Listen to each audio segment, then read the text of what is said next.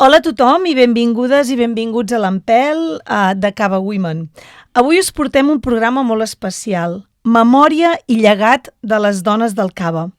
Perquè avui no només parlarem de cava, avui parlarem de vida. D'una vida feta de sacrifici, d'esforç i d'una dignitat immensa. Perquè no podem oblidar. És la memòria la que ens permet créixer cap al futur. I avui volem començar d'una manera diferent. Algunes de les dones que havien de ser aquí amb nosaltres finalment han decidit no venir. Són dones molt grans, d'uns 90 anys, que han viscut la guerra, la postguerra i moltes dificultats. Hi ha records que pesen, records que formen part de la història, però també de la intimitat. I no sempre és fàcil tornar-los a explicar. Des d'aquí, tot el nostre respecte a aquestes tres senyores que finalment han decidit no venir, perquè el silenci a vegades també és memòria. Però precisament per això avui volem continuar explicant aquestes històries i per ajudar-nos ens acompanyen l'Àngels Vendrell. Hola, Àngels. Hola, bon dia. Què tal? Ella només amb 14 anys ja va començar a treballar fent morrions i representa tota una generació de dones del Cava. I també tenim amb nosaltres la Roser Serra. Hola, Roser. Hola, bon dia. Què tal? La Roser és narradora i creadora de projectes, o del seu projecte Lletres Màgiques, que recupera històries de dones de la memòria, entre moltes altres coses. Benvingudes i, de veritat, moltes gràcies per ser aquí. Gràcies a tu. Roser, una mica parlant del silenci de la memòria, quan pensem en aquestes dones que no han volgut parlar, creus que... Què creus que hi ha darrere aquest silenci? Creus que és una manera de protegir-se del dolor que van viure quan eren joves? Home, jo crec que en la memòria hi pot haver molt de dolor, evidentment, amb coses passades, guerres, moments de situacions complicades, disputes entre familiars inclusiu, que podria ser una part. Una altra part jo també crec que és, i podria ser que la més important, que han sigut dones que han fet molta feina, però ja, com t'he comentat altres vegades, són gent que viuen, han viscut sempre en l'anonimat. Llavors, el que han fet, consideren que és una cosa normal, que no és extraordinari. Clar, quan per nosaltres és extraordinaríssim tot el que han fet, les hores que han treballat, tot el que han fet. Evidentment. I llavors és una cosa d'una quotidianitat que no tenia importància, sinó el valor que se li dona avui en dia, no? És el que hem comentat moltes vegades, no? L'home anava a la vinya, elles tenien de fer el dinar, tenien de fer, però a la vegada anaven a la vinya, mentre ell feia la migdiada perquè tenia de descansar, elles es posaven a cuidar els nens, a fer el menjar, a fer no sé què, a l'hort, no sé què, no sé quantos, i tot això era una quotidianitat que per elles no té importància. Llavors suposo que és una barreja de coses de dir, però jo què vols que t'expliqui, nena? No, però després també el fet de que potser en aquell moment si els hi van matar el pare, els hi van matar un germà, la guerra, jo crec que sobretot també és per un tema d'aquella por que van viure i que ha sigut una generació silenciada. Evidentment, és el què diran. Jo si ara explico això, què diran, no? Sí, encara queda això, encara els hi queda aquest punt. Les dones durant molt de temps s'han tingut de guardar els seus sentiments, tot i que diuen que les dones són molt expressives de sentiments, que plorem, però ho han fet amb la intimitat. I llavors obrir-se en canal davant d'un micròfon, si ja no és bo, no és fàcil per gent actual, em dones amb aquesta càrrega del saber estar, d'aquestes coses, jo suposo que és molt complicat. Sí, una de les frases era la intimitat és meva, no? És a dir, el que jo he viscut és meu i no ho vull compartir. Una mica és el que em van expressar, no? I anem amb tu, Àngels, que vas començar, com dèiem, amb la presentació amb 14 anys, no? Què volia dir començar a treballar sent gairebé una nena? Què recordes d'aquells moments? Què vas sentir? Bé, anaves a l'escola i si l'escola doncs, no funcionava massa bé i no t'agradava gaire estudiar, la solució de casa era doncs s'ha de treballar. I treballar, doncs, mira, va sortir la feina aquesta i aquesta la vam agafar. I la feina era? La feina era fer morrions. Fer morrions pel Cava?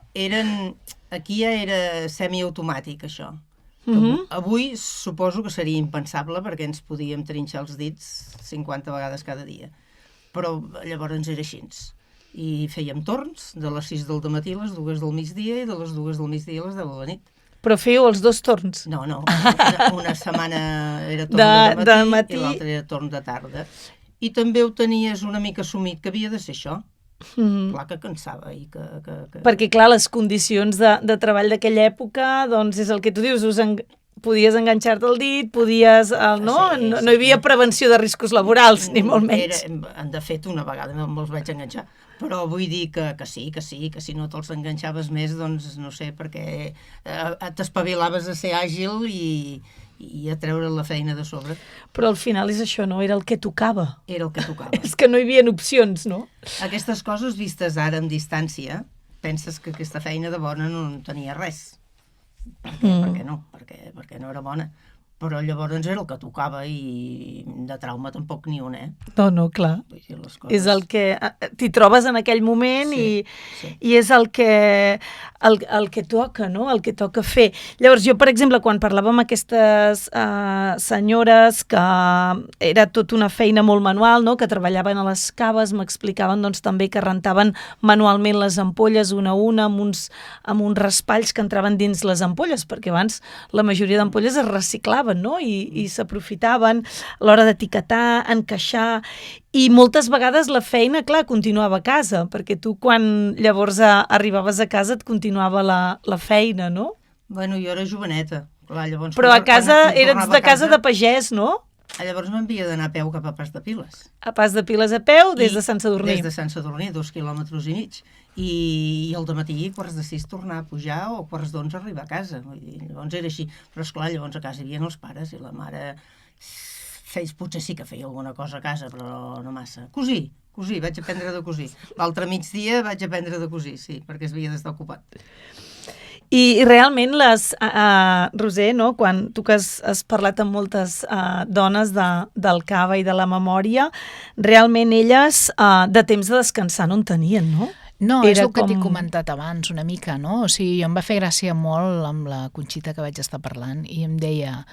Bueno, però jo li deia, quan arribàveu de la vinya, tu què feies? I em deia, home, jo tenia la mare que m'ajudava, però els nens, el dinar, el no sé què, i jo li deia, i ell què feia? I em deia, home, se n'anava a dormir, que no veus que estava tot el dematí treballant i tal.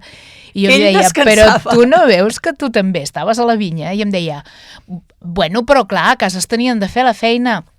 I em va fer molta gràcia diferents comentaris que em va fer d'aquest tipus, no? O sigui, jo me n'anava a l'hort i netejava la verdura i després la portava a la botiga de verdures a vendre-la i tal, i que qual, que aquí, que allà. I realment és que no paraven, es llevaven abans que ningú per fer l'esmorzar i se n'anaven a dormir quan tothom ja havia anat a dormir perquè tenien d'acabar d'endreçar les coses. Llavors és el que t'he dit moltes vegades, són superheroïnes, que la capa se'ls hi ha girat i la fan servir de davantal. Però realment no li han donat importància perquè era el que hi havia, és el que deia ara l'Àngels, no? O sigui, és el que tocava. Tocava anar a treballar, tocava fer una cosa d'aquestes, que en definitiva el que et marca és una disciplina a la vida i una forma de valorar les coses. Llavors, és el concepte del valor de les coses que se li donen perquè te les has tingut de treballar. Però realment és això que et dic, o sigui, no tenien espai de temps, però perquè era normal. Era la cosa més normal del món. Llavors, explicar-ho com una cosa excepcional no en saben, perquè és que no era excepcional, era el que tocava i ja... No, però a mi el que em va interessar molt és quan explicaven això, no? Que rentaven les ampolles a mà, que etiquetaven a mà, que encaixaven a mà, que feien els fardos, és a dir, no hi havia les caixes de cartró com ara entenem, sinó que es feien uns fardos que es lligaven amb un filferro, tu això, Àngels, ho havies... No, però eren com de palla, i llavors ho lligaven amb filferro, no? Sí, jo no ho vaig viure. I llavors els morrions, però el que també canviava molt quan et casaves, no, Àngels? És a dir, en el moment que et casaves era com tu anaves a treballar a les caves o fent morrions i en el moment que et casaves ja et canviava la vida també completament, no? Deixaves de treballar, la majoria?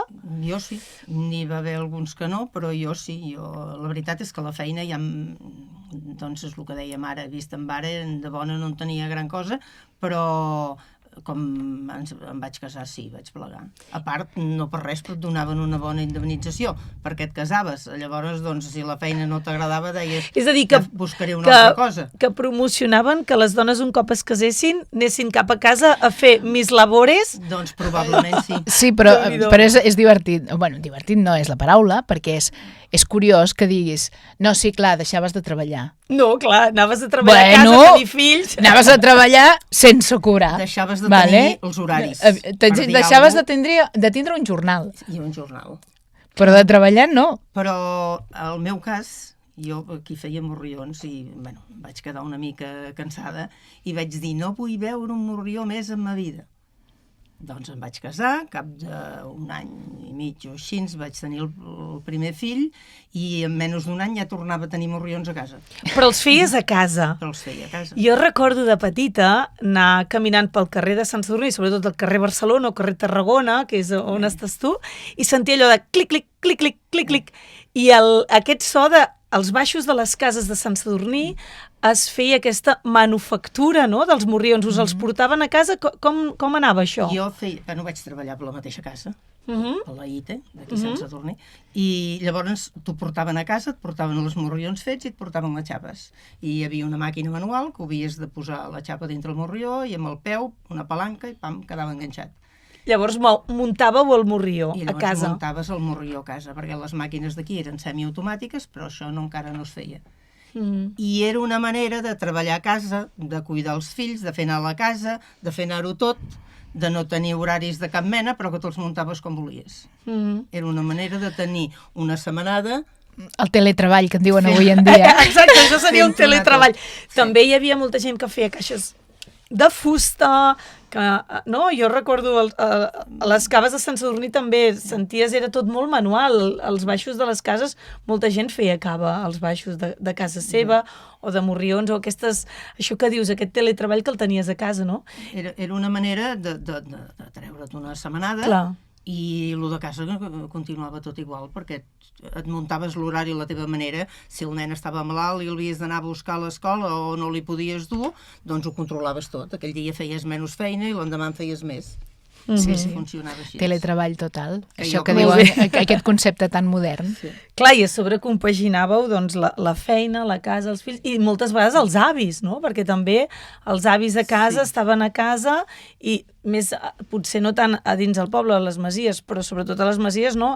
Els avis, si hi havia la tieta soltera, el tiet solter, no? Eren com... Jo no vaig tenir ocasió de tot això. Però que sí que era molt típic de la casa, la masia catalana, no? De fet, de totes les generacions estan allà juntes. De fet, la dona del món rural era això, o sigui, anava a la vinya, normalment feien les feines d'espampolar, d'aquestes coses que es necessiten unes mans més petites, però a la vegada l'educació dels fills, el cuidar dels avis, portaven la comptabilitat de la casa moltes vegades, eren les comptables, eren les que organitzaven els diners. Això també ens hem trobat, per exemple, la Rosa Cosiner, que tenia la botiga i el seu home feia molts negocis, però tots els diners sortien, que era ella la que els gestionava, i en canvi eren dones no lletrades, que no sabien moltes vegades de llegir o escriure.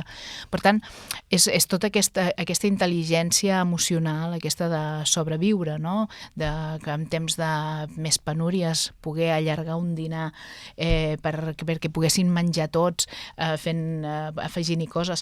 Per tant, és el que et dic, o sigui, és una feina que no s'ha considerat mai feina, però realment avui en dia molt poca gent seria capaç d'organitzar-se així. No, i la veritat és dir, moltes vegades penses, i d'on treien la força, no?, aquestes dones, potser perquè el que deies, tenien el davantal, que era el que els donaven de superheroïnes, però d'on treien la força i també qui les cuidava amb elles. És que en cap moment tenia la sensació de que algú les havia de cuidar, no? No, perquè era una cosa que sobredonada, o sigui, si et tenien de cuidar és perquè estaves malalt, o sigui, i la força sortia de la necessitat, del que es donava per suposat que tu tenies de fer i assumir, i això és molt important.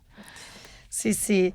La veritat és que escoltant aquestes històries i pensant en aquestes dones i aquesta generació, no?, que van ser molt valentes, la veritat, al final jo crec que... Tampoc els hi quedava massa més remei. No, era el que hi havia. I ara una pregunta que us volia fer. Què creieu que hem heretat d'aquestes dones? La força, el que dèiem ara, no? L'energia, les ganes de superació, del treball, no? Jo penso que encara hi ha moltes dones ara del present que és diferent, però que també creuen molt en el territori, en el lloc on som, en el projecte de fer vins, de caves, no? De la vinya. Com ho veieu, això? Jo crec que la societat el que ens porta avui és que no hem de portar davantal, sinó que hem de buscar l'equilibri amb les dues forces que, diguéssim, com diuen el yin i el yang, no? O sigui, aquestes forces, que evidentment no tot és la força femenina, sinó que ha d'estar combinada, però ha d'estar equilibrada, com en una balança.